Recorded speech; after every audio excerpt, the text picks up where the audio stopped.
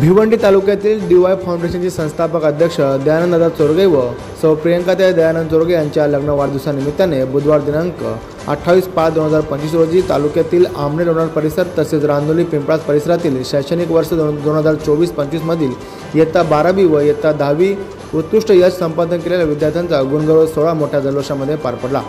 विद्यार्थ्यांसाठी पुढील प्रवेशासाठी लागणाऱ्या विविध शासकीय दाखल्यांचे मोफत शिबिर देखील आयोजित करण्यात आले होते। या शिबिराला विद्यार्थ्यांनी उत्साही असा प्रतिसाद दिला। त्यासोबतच भिवंडी तालुक्यातील सर्व नागरिकांसाठी मोफत आधार कार्ड, पॅन कार्ड व मतदार कार्ड शिबिराचे आयोजन देखील संपन्न झाले। या सर्व कार्यक्रमामध्ये विद्यार्थ्यांनी आपला प्रचंड असा प्रतिसाद दर्शवला। यावेळी सरचिटणीस महाराष्ट्र राज्य युवक काँग्रेसचे वीरेंद्र दयानंद चोरगे व विराज दयानंद चोरगे यांच्या या विशेष उपस्थितीमध्ये संपूर्ण कार्यक्रमाचे आयोजन नियोजन मोठ्या उत्साहामध्ये संपन्न झाले।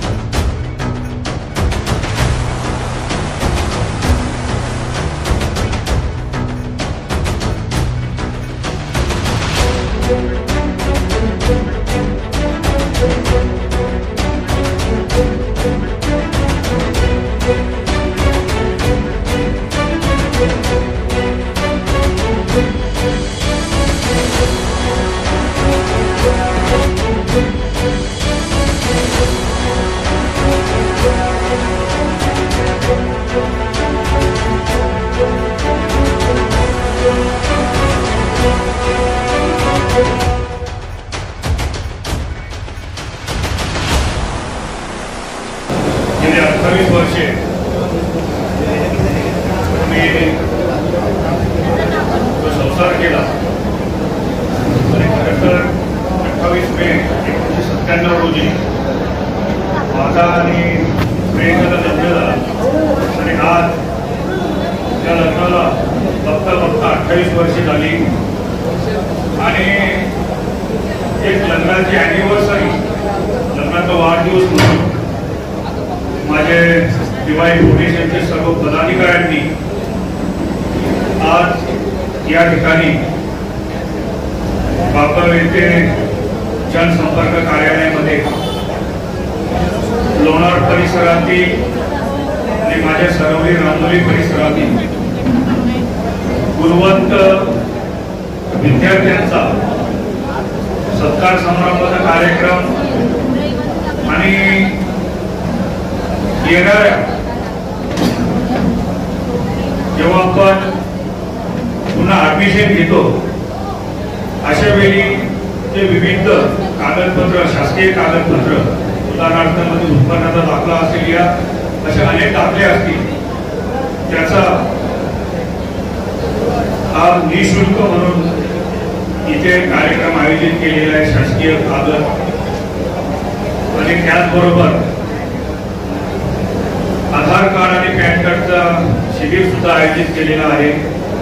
या कार्यक्रमासाठी उपस्थित या परिसरातील सर्व पक्षातील नेते मंडळी येऊन इथे खरं तर हजेरी लावली त्या सर्व नेत्यांचे आणि या परिसरातील सर्व नागरिकांचे मनापासून अभिनंदन करतो आणि जे गुणवंत विद्यार्थ्यांनी अहोरात्र मेहनत करून जवळपास 90 पेक्षा अधिक टक्के मार्क काढले,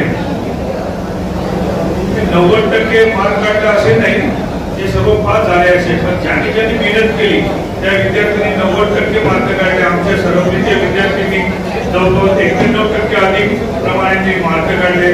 त्या विद्यार्थ्यांनी सुद्धा मनापासून त्यांना शुभेच्छा देतो। माझे मित्र देवेंद्र भेरे यांच्या मुलींनी सुद्धा खूप चांगल्या पद्धतीने मार्क काढले, त्यांनाही शुभेच्छा देतो आणि ज्या ज्या विद्यार्थ्यांनी अहोरात्र मेहनत करून 10वी आणि 12वी या परीक्षेमध्ये जे पास झाले त्या सर्व विद्यार्थ्यांच्या मनापासून त्यांनाही शुभेच्छा देतो। या सर्व विद्यार्थ्यांना माझी एकच विनंती करतो की ज्या अर्थाने तुम्ही इथपर्यंत पोहोचले असेच तुम्ही अजून शिक्षण घ्यावं आणि आपल्या या भारतामध्ये असे कितीतरी महिला IPS IAS ऑफिसर झालेले आहेत, कितीतरी पुरुष IAS IPS झालेले आहेत, कोण डॉक्टर झालेले आहेत, अनेक पदवे त्यांनी मिळवलेले आहेत। अशीच पदं तुम्ही मिळवा, हीच तुम्हाला माझ्याकडनं त्या लग्नाच्या वाढदिवसानिमित्ताने तुम्हाला सुद्धा मी शुभेच्छा देतो। आज खऱ्या अर्थाने माझ्या दिवाळी फाउंडेशनच्या सर्व पदाधिकाऱ्यांचे मनापासून अभिनंदन करतो, कारण दिवाळी फाउंडेशन या संस्थेला 14 वर्ष पूर्ण होत आहेत। खरं तर संपूर्ण वर्षभरामध्ये फक्त उन्हाळा असो, पावसाळा असो, थंडीचा दिवस असतो, या ऋतूमध्ये जे लागणारे जे काही वस्तू असतील त्या गरीब जे गरजू जे नागरिक असतील त्यांच्यापर्यंत आम्ही पोहोचवण्याचा प्रयत्न करत असतो। प्रत्येक जून महिन्यामध्ये, जुलै महिन्यामध्ये शैक्षणिक साहित्याचं आम्ही वाटप करत असतो। जून महिन्यामध्ये आम्ही शासकीय जे कागदपत्राची आपल्याला गरज असतो त्यांचा निःशुल्क आम्ही वाटप करत असतो आणि आज मला अभिमान आहे की संपूर्ण कोकणमध्ये नसून अशा अनेक जिल्ह्यामध्ये आमची DY फाउंडेशनचे पदाधिकारी आमचे ज्या तो नाशिक जिल्हा असो, रायगड जिल्हा असो, पालघर जिल्हा असो, अशा अनेक जिल्ह्यामध्ये आमच्या या DY फाउंडेशनच्या शाखा खोललेल्या आहेत आणि मागच्या 2 वर्षापूर्वी ज्या वेळेला आमच्या हायस्कूलमध्ये जेव्हा आपण शैक्षणिक वाटप केलं त्या ठिकाणी आपल्या या लोणार आंबेडकरातील वारकरी संप्रदायाचे अध्यक्ष परमपूज्य हरिभक्त पारायण जनार्दन महाराज यांनी जेव्हा भाषण केलं तिथे त्यांनी मार्गदर्शन केले, तिथं खरं तर आपल्या DY फाउंडेशनचं त्यांनी कौतुक केलं। DY फाउंडेशन नसून DY फाउंडेशन हा एक ब्रँड झालेला आहे, म्हणजे खऱ्या अर्थाने हा ब्रँड जो तळागाळापर्यंत पोहोचवण्याचा प्रयत्न केलेला आहे ते खरं तर माझ्या डीवाय फाउंडेशनच्या सर्व पदाधिकाऱ्यांनी केलेले आहे. मागच्या 14 वर्षापूर्वी या डीवाय फाउंडेशनचे प्रदेश अध्यक्ष योगेश पाटील, सचिव दीपक केने आणि नवनाथ सुतार असेल, त्याचबरोबर देवदास केने असतील, हे मागच्या 14 वर्षापूर्वी आम्ही सर्व एकत्र आलो.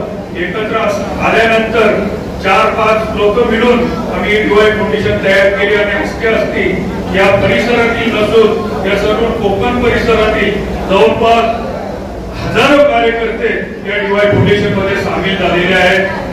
मी चौघांचं नाव घेतलेलं आहे, पण बाकीचे नाराज होऊ नये, कारण अभिमन्यू पाटील पण या संस्थेमध्ये हे खरा भाग आहे. माजी सरपंच संतोष काकडे हा सुद्धा माझ्या डीवाय फाउंडेशन मध्ये 14 वर्षापासून खऱ्या अर्थाने त्यांनी सुद्धा खूप चांगल्या पद्धतीने मेहनत केलेली आहे. आणि या मेहनतीचं जर फळ द्यायचं असेल तर तुम्हाला सर्व डीवाय फाउंडेशनच्या सर्व पदाधिकाऱ्यांना मी तुम्हाला शुभेच्छा देतो. खरं तर मी खूप प्रयत्न केला आणि प्रयत्न करत असताना इथपर्यंत आपले डीवाय फाउंडेशन आपण इथपर्यंत घेऊन ठेवलेलं आहे.